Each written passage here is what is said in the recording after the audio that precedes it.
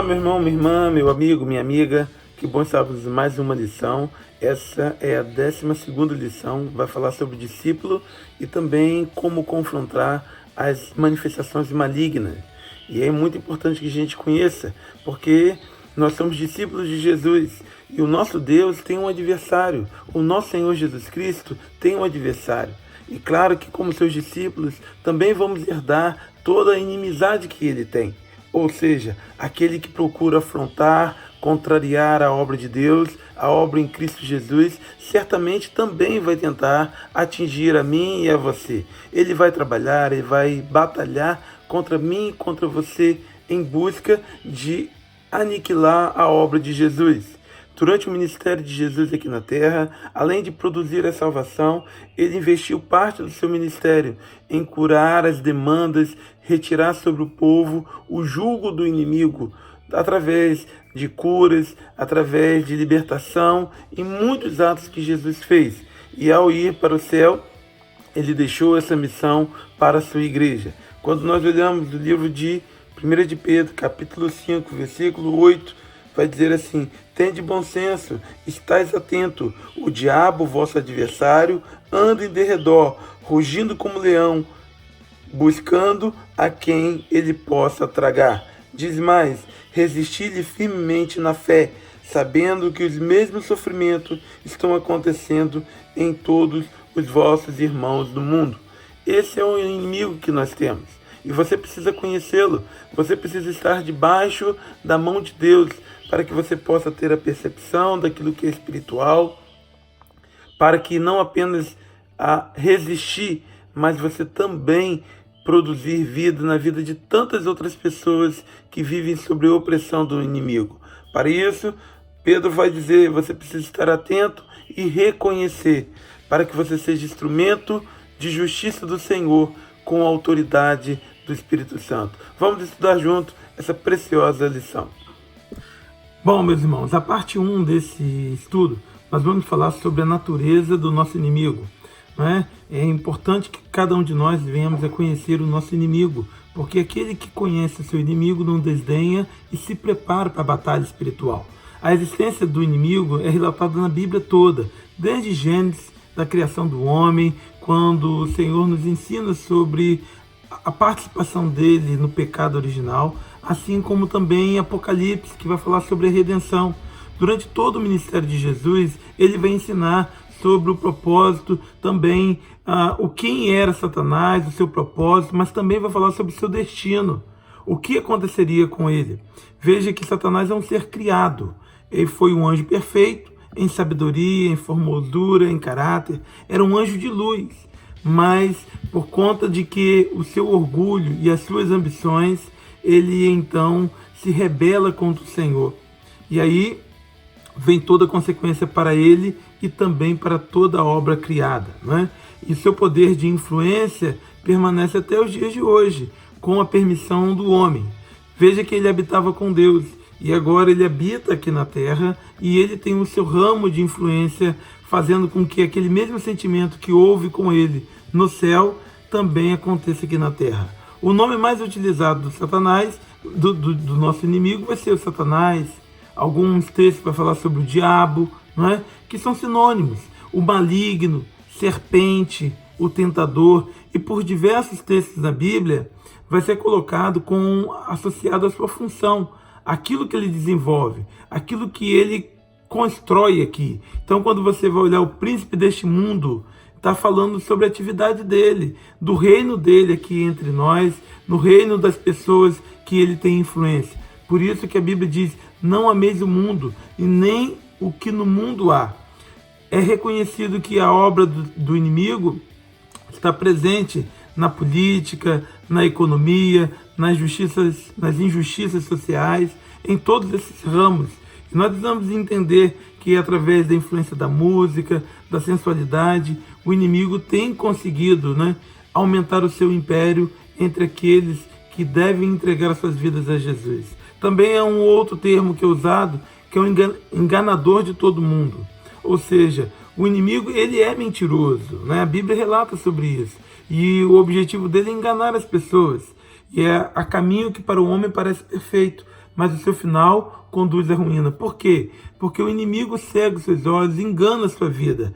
Vai também ter um texto que vai dizer que é o espírito que opera nos filhos da desobediência. Ou seja, algumas pessoas deixam que as suas vidas sejam guiadas pela mentira, por todas as obras do inimigo. Então nós precisamos conhecer bem o inimigo, seus nomes, seus adjetivos, para que a gente possa se proteger do império do mal. Na segunda parte eu quero trabalhar com você sobre a obra do inimigo. Veja que a maldade está em todo mundo. Se ele tem um nome, ele também tem uma função, ele tem um projeto, e isso envolve todo mundo que nós vivemos. Ele tem uma legião de demônios, pessoas ou entidades que são influenciadas por ele, não apenas na área espiritual, mas também na área física. Observe que ele tem consigo os filhos da desobediência. E nós vamos ver que esses atores estão muitas vezes entre nós, pessoas que são influenciadas pelo inimigo para produzir injustiça social, né, maldade, corrupção e todas as obras infrutuosas da carne. Ele exerce o controle sobre o sistema mundano, sobre música, sobre arte. Quantas vezes a gente vai ver um filme, uma novela, e a gente vê que há uma influência demoníaca naquilo dali? Quantas vezes nós vamos ver, né, o poder da lascívia, da sensualidade, das drogas, da bebida, do cigarro? São obras que têm realmente a chancela ou a assinatura do inimigo. Ele tem poderes de impressionar, poderes metafísicos, que influenciam no caráter e até mesmo subjugando pessoas. Você vai observar que há possessão demoníacas, pessoas que cedem por completo controle para Satanás.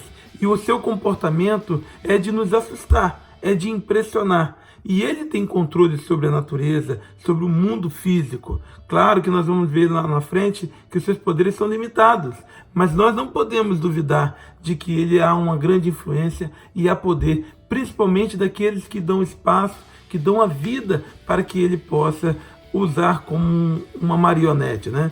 Nós vamos ver métodos diferenciados de como ele atua no mundo, com o objetivo de combater a obra de Deus. Olha, quanto a Deus, ele vai caluniar, ele vai mentir, ele vai fazer de tudo para trazer a descrédito a obra de Deus. Por quantas vezes você vai ver Satanás trabalhando para fazer desacreditado a igreja de Cristo, a obra do Senhor? Ele usa pessoas de dentro e fora da igreja para que traga descrédito para a obra de Deus. Também ele tem influência sobre as nações, sobre o governo, não apenas para enganar, mas para influenciar conflitos, guerras, ideologias, decisões injustas que caem sobre a humanidade, como fome, doença e tantos problemas sociais. Nós também vemos que ele há uma grande influência sobre aqueles que não conhecem a Deus. O Satanás quer que as pessoas estejam cegas de entendimento. Ele arrebata a palavra do coração para que as pessoas não conheçam a verdade. Há um versículo na Bíblia que diz: conhecereis a verdade e a verdade vos libertará. E ele vai fazer de tudo para que as pessoas não conheçam a verdade de Cristo Jesus. Então ele cega o entendimento e usa essas pessoas para opor a obra de Deus. Também, quanto ao povo de Deus, ele acusa, ele impede a obra, ele semeia discórdia, seduz as pessoas, traz dúvidas ao coração, traz também um sentimento de que nós podemos esperar o tempo passar. Veja que nós precisamos conhecer bem a obra do inimigo, mas nós precisamos entender que ele também tem limites, porque ele é uma obra criada e o nosso Deus é muito poderoso. A terceira parte desse estudo, eu quero falar sobre a obra redentora de Jesus Cristo. Se ele é limitado, o poder de Cristo é ilimitado. Nós vemos que o inimigo veio roubar, matar e destruir, mas Jesus veio para que tenhamos vida e vida em abundância. O salário do pecado é a morte, mas o dom gratuito de Deus é a vida eterna em Cristo Jesus. Se ele tem os seus limites, Cristo é ilimitado e Jesus veio destruir a obra do inimigo. Ele veio para condenar à morte o inimigo. E veja que a cruz de Cristo é a morte do diabo. Olha, Jesus levou sobre si todas as nossas enfermidades. Por isso o inimigo trabalhou muito para que Jesus não cumprisse a sua missão. Lembre da tentação no deserto? O inimigo não queria que Jesus cumprisse, porque o castigo que nos traz a paz estava sobre ele, e pelas suas pisaduras é que nós fomos sarados. Se Jesus falhasse em ir à cruz, nós não teríamos aquele que sofresse pelos nossos pecados, as nossas acusações.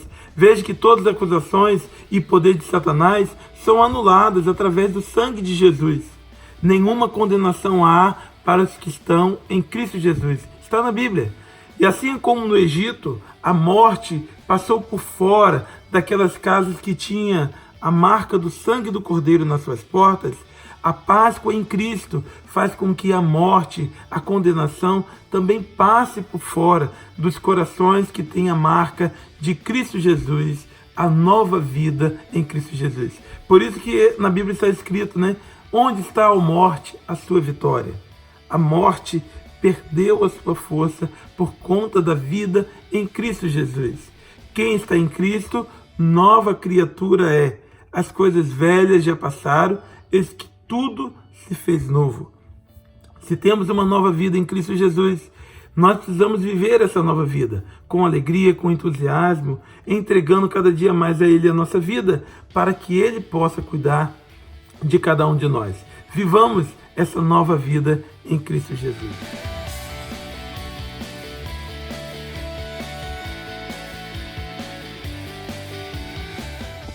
Para concluir, eu quero dizer que Deus tem um grande inimigo, e ele se chama o diabo.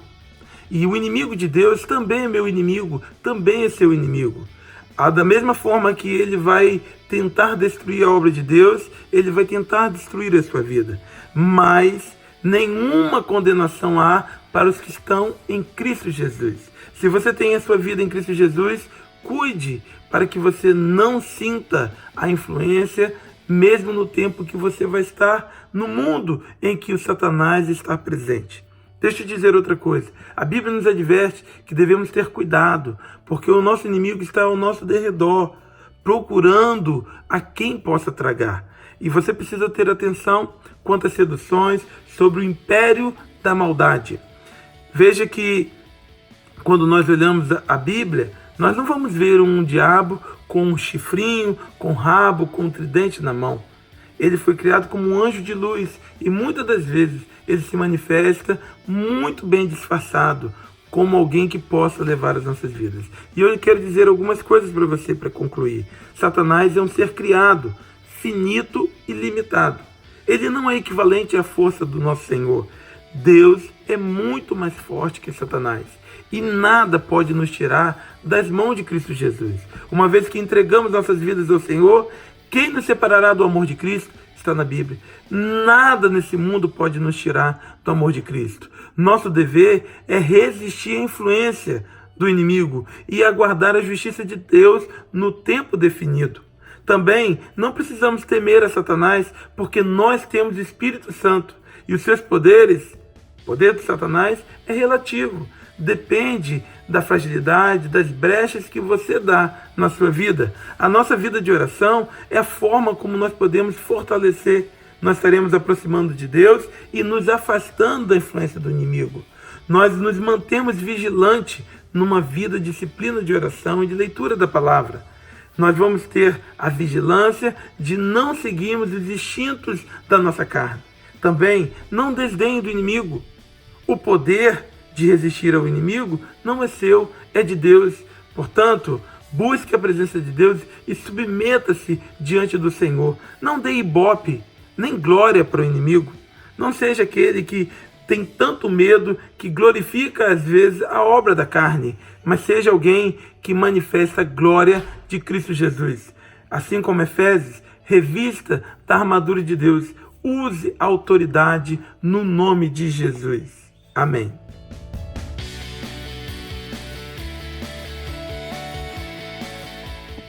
Estamos quase no final do nosso livro Maturidade Cristã. A próxima lição, lição número 13, vai ser a última lição e vai falar sobre o discípulo e o desenvolvimento da maturidade cristã. Vamos estudar mais essa lição e crescer para que Deus assim nos abençoe. Até a próxima.